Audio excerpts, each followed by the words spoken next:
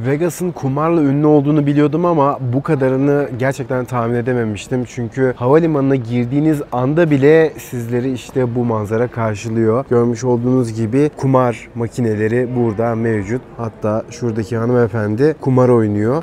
Bu kumar makineleri bence yanlış. Yani bir havalimanında da bu kadar fazla kumar makinesi bence olmamalı arkadaşlar. Bilmiyorum siz ne düşünüyorsunuz ama Vegas bir kumar şehri. Biraz daha devam ettiğimiz zaman insanlar uçaklarına binmeden önce gelip burada belki kazanırım diye kumar oynuyorlar. Siz ne düşünüyorsunuz bu havalimanındaki kumar makineleri hakkında? Yorumlarınızı aşağıya yazmayı unutmayın ve takip ederseniz mutlu olurum.